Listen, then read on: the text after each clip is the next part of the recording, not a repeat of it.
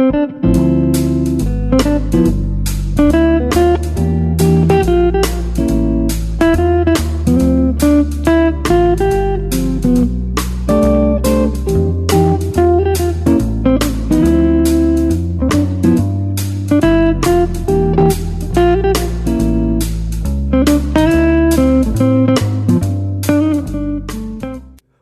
to the Living to 100 Club podcast. Here's our host, Dr. Joseph Cassiani. Greetings to everyone joining us today on our podcast. You're listening to one of our successful aging episodes this month on the Living to 100 Club program, and I am your host, Joe Cassiani. Each week, our conversations educate and inspire, helping you get the best out of all the years we're given, regardless of what obstacles come our way. And remember, you'll find this podcast and our complete library of podcasts on our sponsoring platform, seniorresource.com. Today, we discuss strategies for changing how someone experiences chronic pain. Our guest is Dr. Afton Hassett, the author of a just-released book, Chronic Pain Reset, 30 Days of Activities, Practices, and Skills to Help You Thrive. The book helps readers evaluate your pain and its triggers and offers straightforward and often fun strategies to improve chronic pain.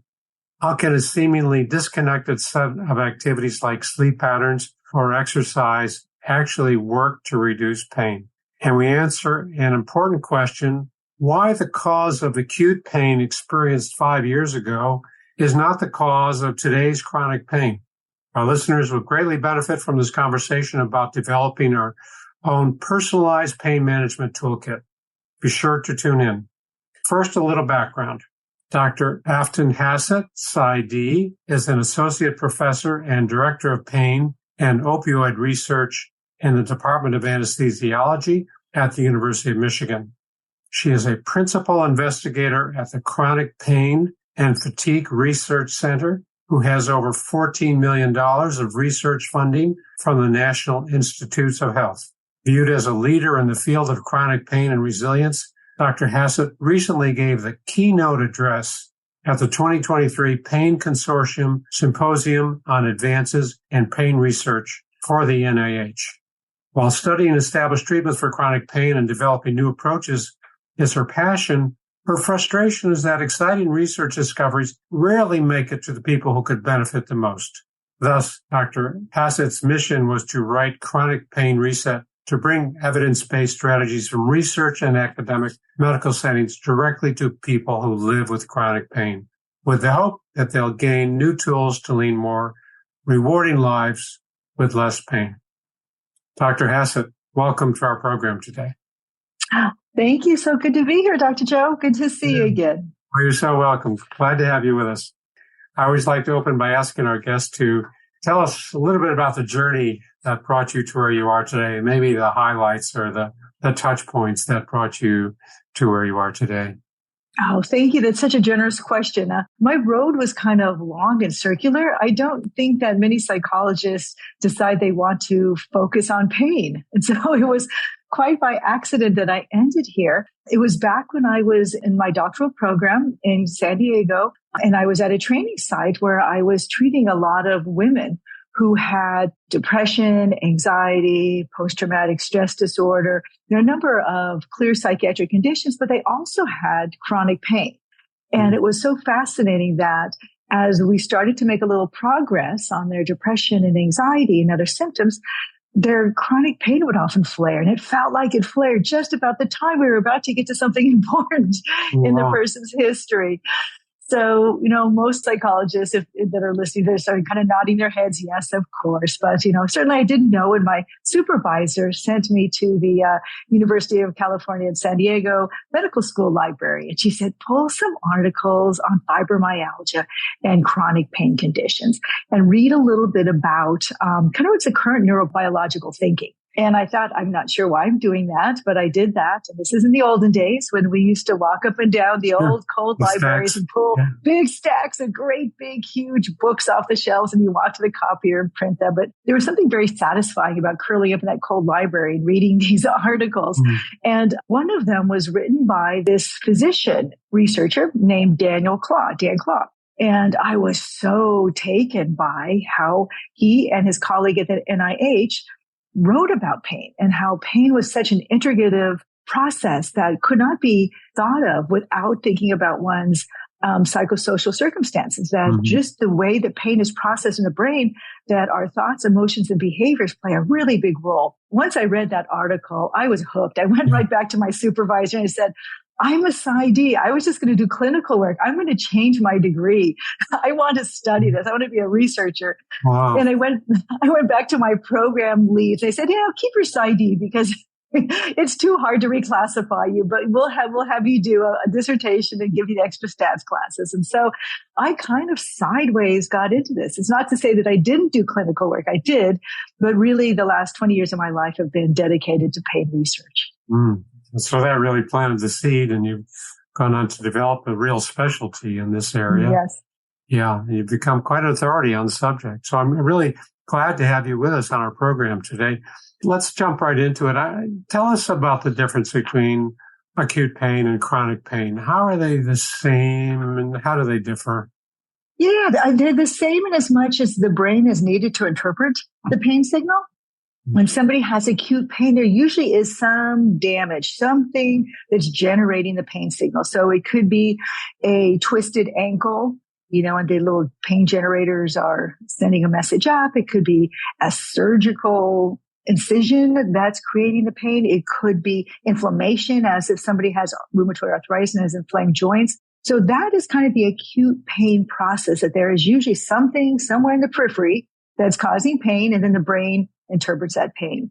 In chronic pain, we see kind of a combination of things where somebody might have, say, osteoarthritis of the knee, so they constantly have bone-on-bone grinding, and so there is something that's sending that signal. But that over time, that pain signal now is different. It's not just the bone-on-bone grinding that's sending the message.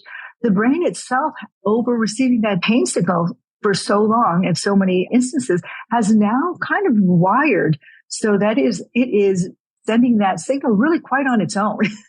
And this brain amplified or brain created pain has actually gotten a name in the last few years. We call it nociplastic pain. And this is kind of an internationally accepted term that describes pain that is either A, greatly amplified by the brain, or B, completely generated by the brain.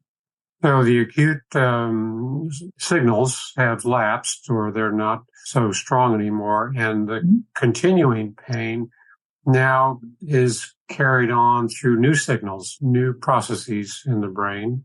Nociplastic, N-O-C-I-P-L? Yes. Okay. Yes.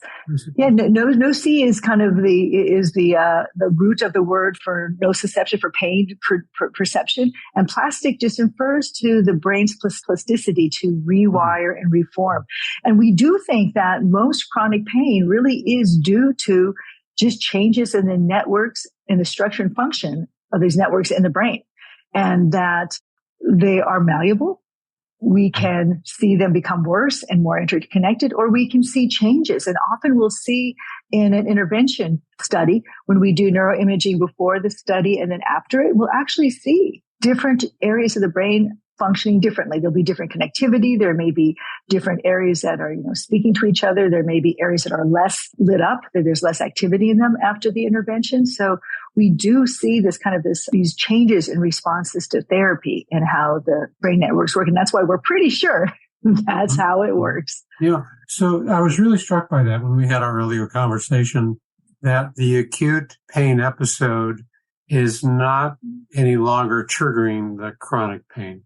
Is there a disconnect? Can you go that far to say there's a disconnect between the acute pain episode and the new onset of chronic?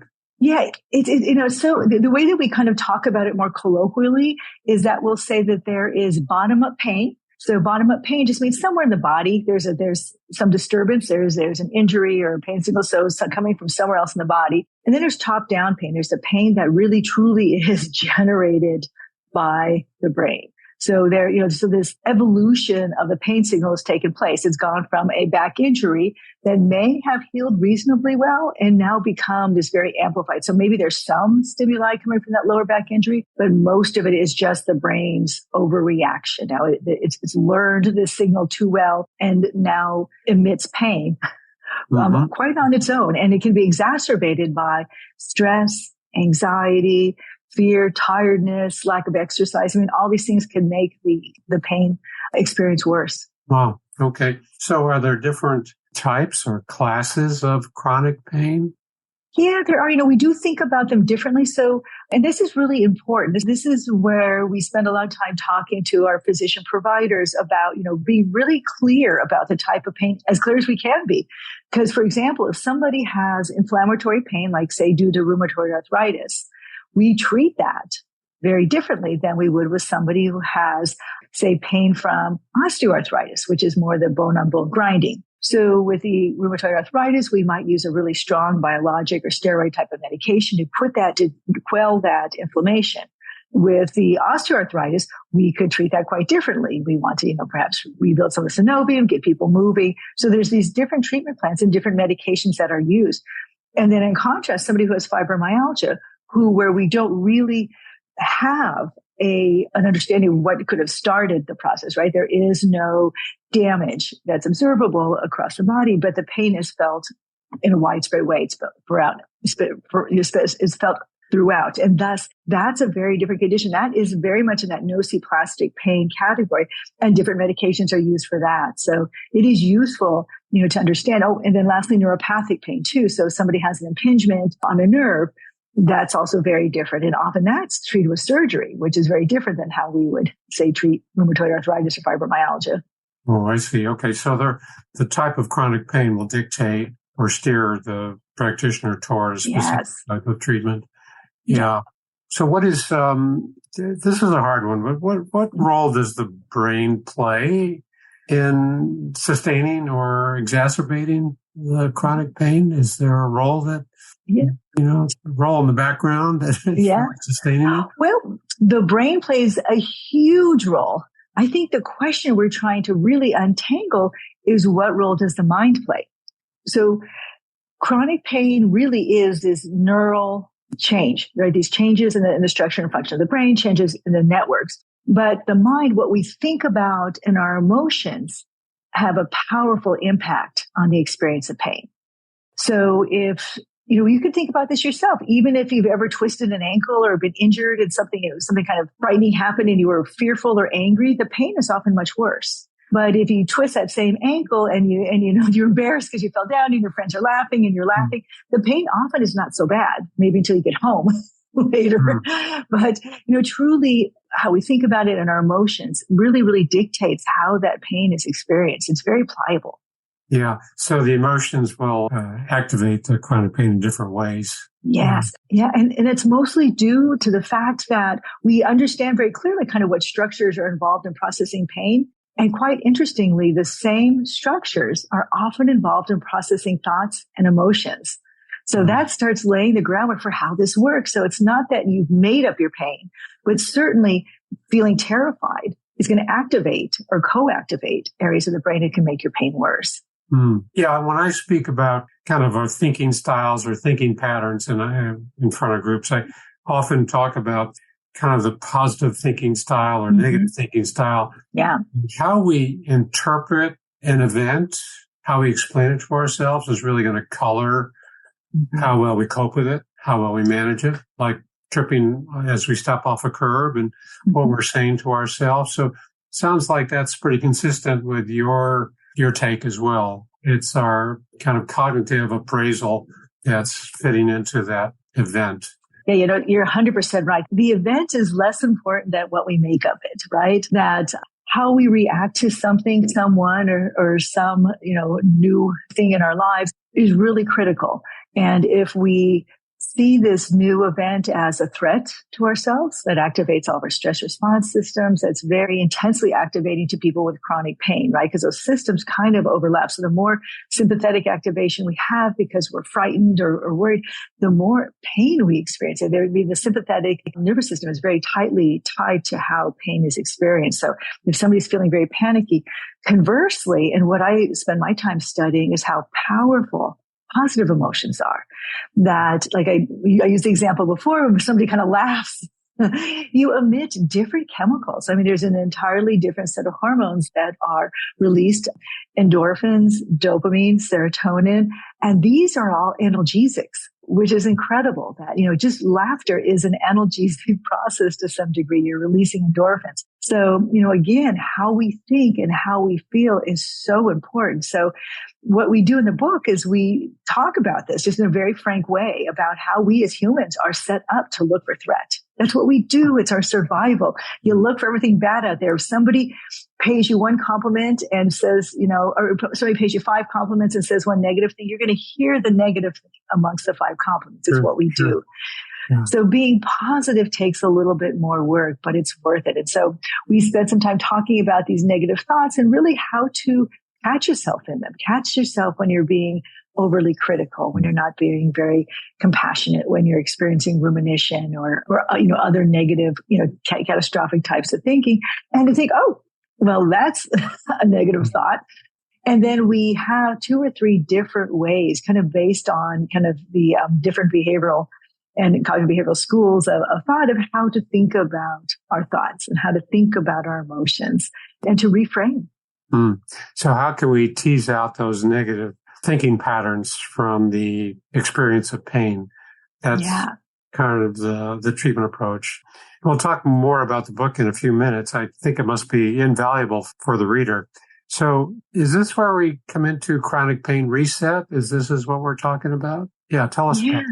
So the thought is that these brain networks are rewired and dysfunctional. And we used to think that once we are older, that there's very little that we can do to change the structure and function of our brain. And now we know that's so wrong that, even as you age, even in elder adults, that there is still plasticity in the brain.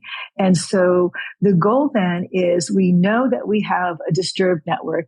So now we need to reset it. And so what does that take? So it takes decreasing the problematic thoughts, emotions, and behaviors and increasing the ones that are more conducive to having less pain. And what that does, in effect, is it actually leads people to leading a life that is much more enjoyable and rewarding by getting people away from very, very, fright, kind of fear-based and negativistic thinking and moving more towards purpose and what really matters in life. And when we kind of rejigger our view of what is happy for us in the context of what is rewarding and purposeful to us, everything kind of falls into place. And that's a big piece of what we want to do in this book, is to help, individuals start shedding some of the unhelpful thoughts and views and invite more positive and rewarding exchanges with ourselves. So it sounds like that's the treatment in itself. You're treating the chronic pain with these positive experiences, and that makes the pain subside. It makes the pain better. And so we know a number of things make pain better. So the first is activity. So just getting folks moving again, getting off the sofa and outside for a short walk, getting some sunshine in the face and, exposure to some greenery. All of that has healing properties too. Having people reconnect with people with their supportive and positive relationships, also incredibly gratifying, and other ways to build resilience.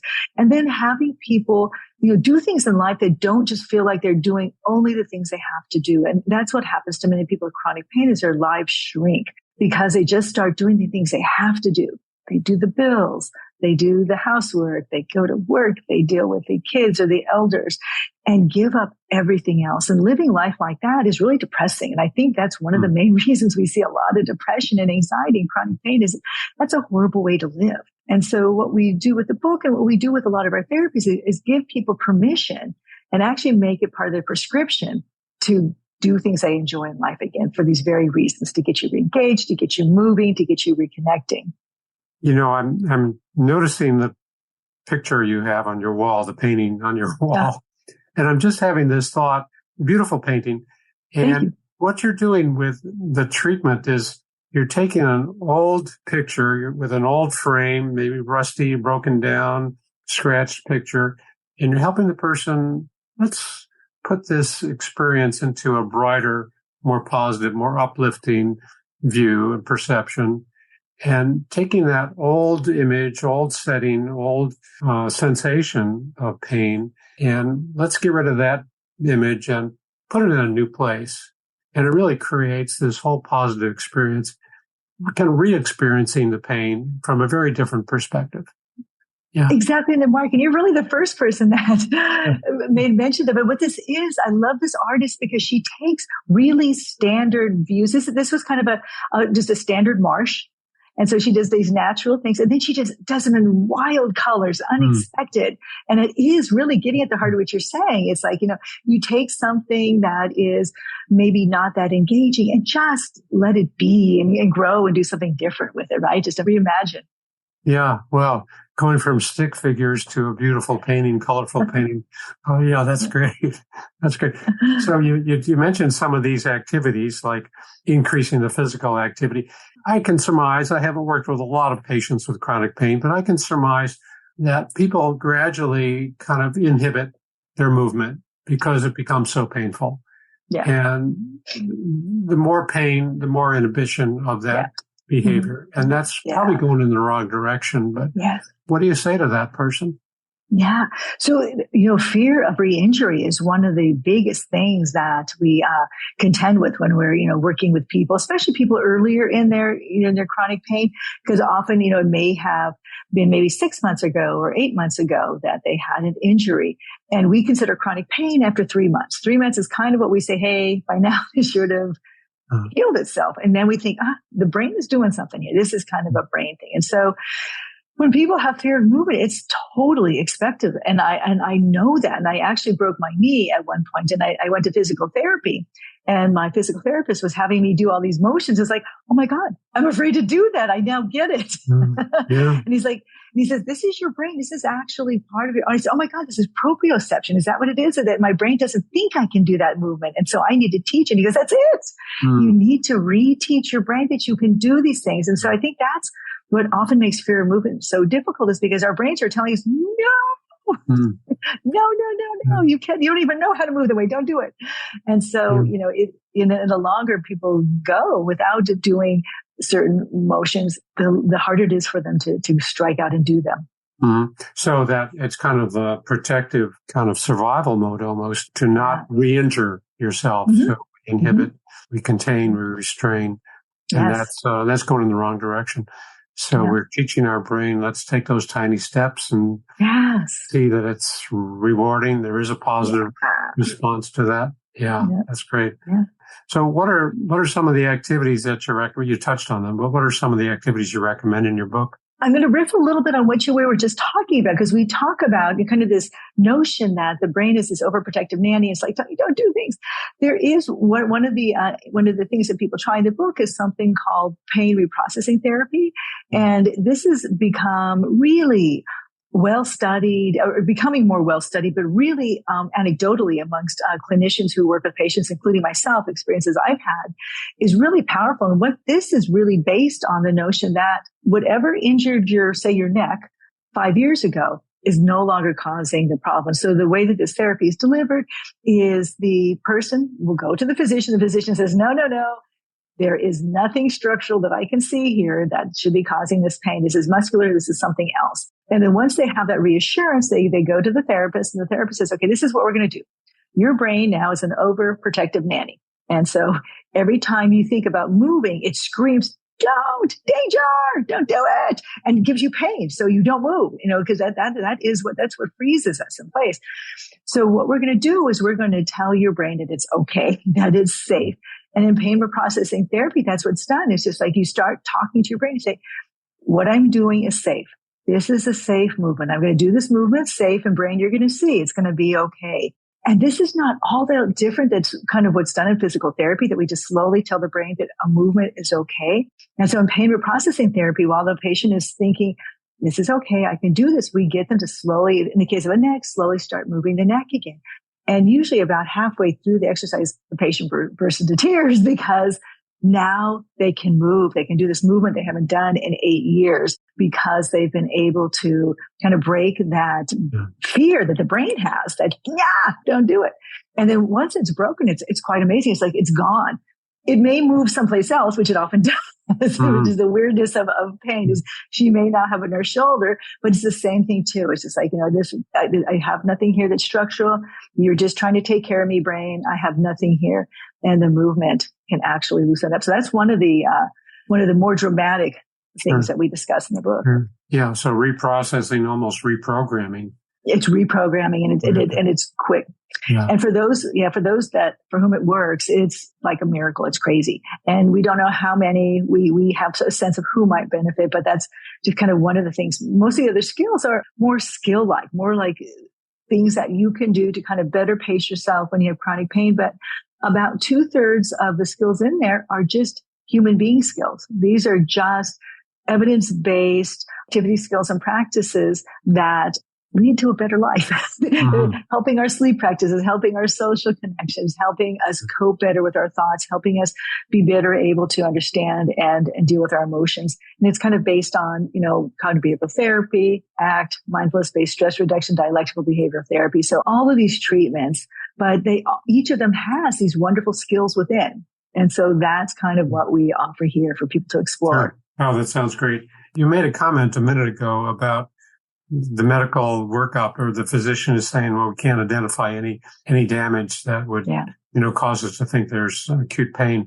Can I infer that you cannot identify chronic pain on medical workups, MRIs or X-rays? Yeah. This is such a great question, because I'd say the evidence is really robust that there isn't a real great correlation between the damage we see on MRIs and what the patient experiences.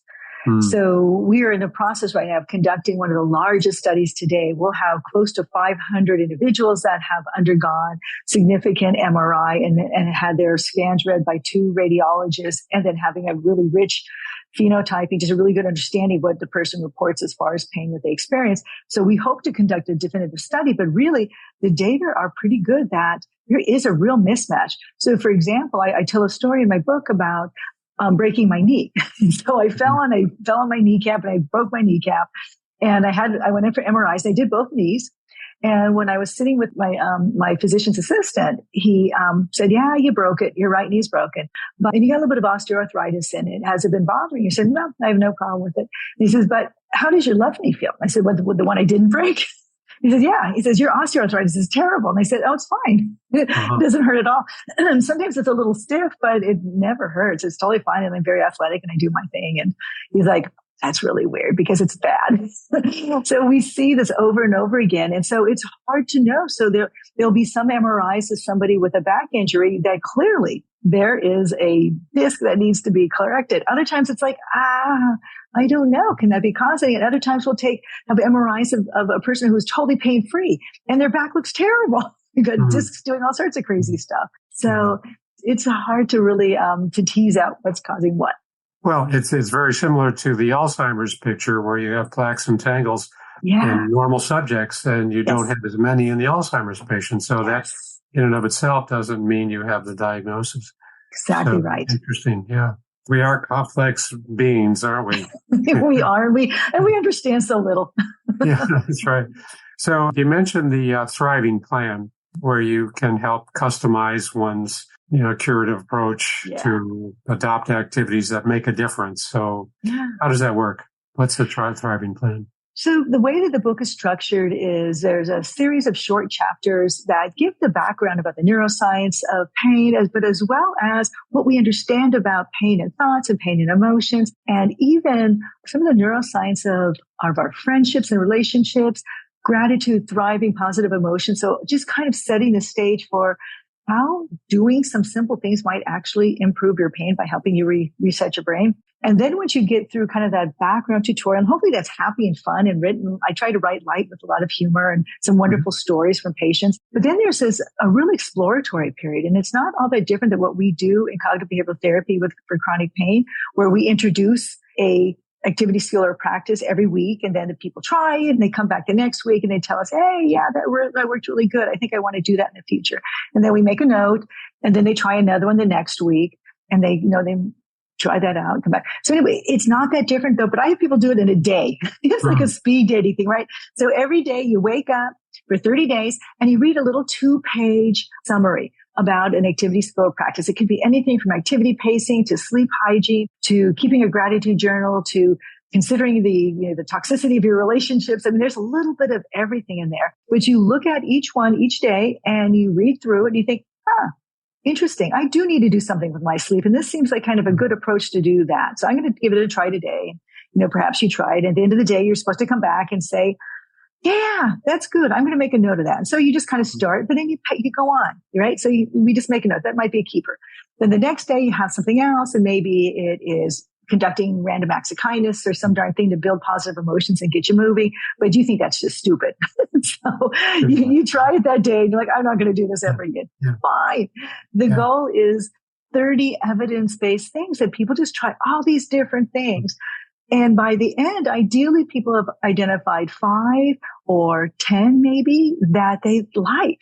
They're like, oh my gosh, this fits with how I understand my pain. This fits with what I'm willing to do and willing to try. And actually might be kind of fun. And so the goal is that these things should be things that people are willing and wanting to do. And so that's the goal. So at the end of the thriving plan then is just how then, now that you have these groups of activities that you already like, you've checked these all down.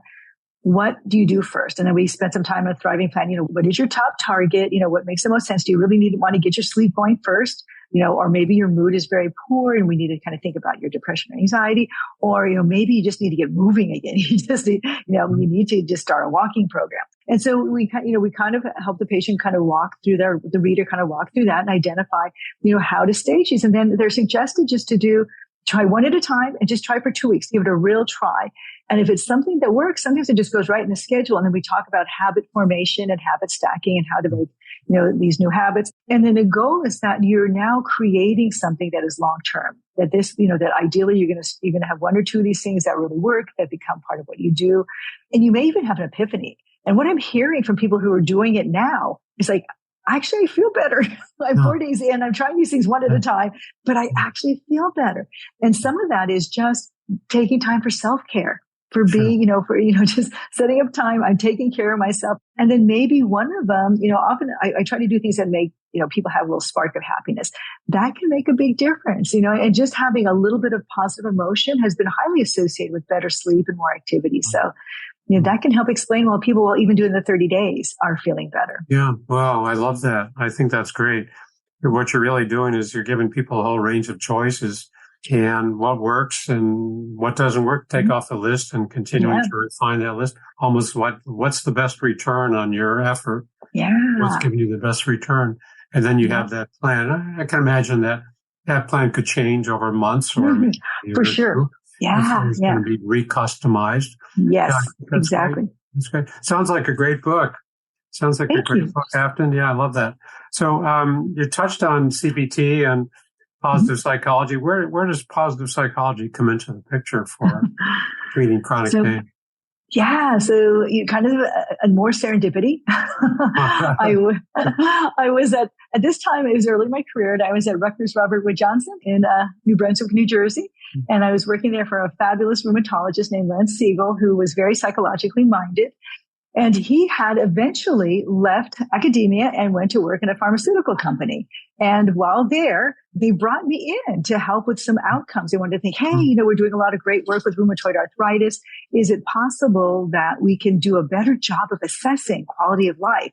And they asked me to kind of come in and do that because I was very interested in psychometrics and measurement. And what they showed me, though, was beyond my knowledge. And what it was videos before and after treatment with a really novel biologic. This is a B-cell modulator in early days of these new exciting drugs for autoimmune disease. And the patient baseline videos were, as one would expect, people were very kind of wiped out and dissatisfied with their lives and in a lot of pain and a lot of frustration. And then, 5 months later, when they completed the trial, these new set of videos, the people look like different people. So many had responded so well to this novel medication. And they asked me at the pharmaceutical company, well, what's going on here? And I said, well, that's happiness. And I have no idea how to study it. So I reached out, and not knowing any better again, I reached out to Martin Seligman, who was then still at the University of Pennsylvania. And he kindly agreed to teach me about the world of positive psychology and to help me study these patients. And so that's kind of how I ended up there. And it was just a better fit for my personality. I'm just, I tend to be a happy person and I like positive things. So it just was a real natural. Yeah, great. I had a guest on my podcast several months ago, and she has a program in Hawaii, and she has a company called Happiness University. They have faculty teaching them courses on happiness and how to smile and whatever, because it's very therapeutic. And as you said, laughter is one of the better ways as an analgesic. So I did eventually, years later, after, meeting Marty like 20 some odd years ago, we actually did a study together. We had the opportunity to look at Army data. And we looked at like over 10,000 soldiers who did a series of questionnaires pre-deployment and then deployed. And the question that they asked is that, is there some way to predict who comes back with new chronic pain? Because chronic pain is a gigantic problem in post-deployment soldiers. And they just wondered, is there some way that we can understand this? And so we had some factors that we had looked at. And what we found out is that the most optimistic soldiers were 7 times less likely to develop new chronic pain compared to the least optimistic soldiers. So something as simple as just kind of being an optimistic person. And what was fascinating is when we actually kind of dug down into the data and actually controlled for things like number of deployments, whether or not they were injured, whether or not they saw combat, whether they were injured themselves in combat, whether they saw really grisly, horrible things. All of those, even when they occurred, did not dampen the effect of optimism. So, it just was so protective. And so it tells us so much about, kind of our thoughts, our attitudes, and the power of our emotions. Yeah. Wow. That's great. Well, we've covered a great number of topics, very important topics, and we touched on your book, again, Chronic Pain Reset, 30 Days of Activities, Practices, and Skills to Help You Thrive. I love that title. I'm sure it's got to be a great resource for people that are struggling or learning to improve their chronic pain situation. So what's the main takeaway for our listeners today? What would you hope they really remember from our conversation? Medicine over the years has often made us recipients of care. There is a new wave where we are active agents in our care. And I think this is an important element of aging, that the more we take kind of control of our health and our lives and know that we do have power, that the better off we're going to be. And so, Chronic Pain Reset just really puts the power in the patient's hands. Yes, work with your physician. Yes, work with your physical therapist. Yes, work with your psychologists, social workers. But man, there's so much that you can do too. And we're really, really trying to capitalize this in all disease care, diabetes, heart disease, hypertension. There's so much that the patient themselves can do to take control of their life. Yeah. Yeah. That's a perfect message. I agree. I mean, when I speak, I talk about longevity, and NIH has said 30% of our longevity is due to genes. I mean, 70% is up to us. It's up to our lifestyles and things that are under our control. And that's exactly what you're saying. Yeah, we don't want to you're not trying to replace the medical approach, the physician, but where it's a supplement. It's an additional tool in the person's hands. Yeah, that's great. So, looks like we're out of time for today. Afton, before I wrap up, I just want to remind my listeners to visit my website, living200.club, sign up for my email list, and download a free copy of my 9 tips to make living longer enjoyable. You also see an option to contact me with your questions and comments. I welcome your feedback. Dr. Hassett, thanks so much for being a guest on our show today. For those who might want to contact you or learn more, how would you direct them? Oh, please feel free to visit my website. It's aftonhassett.com, AFTONHASSETT.com. The book is available on Amazon, Barnes & Noble, and the audio book is coming out October 31st. So we're very excited about that. Great. Congratulations. That's great. Thank you. Well, I really enjoyed our conversation today.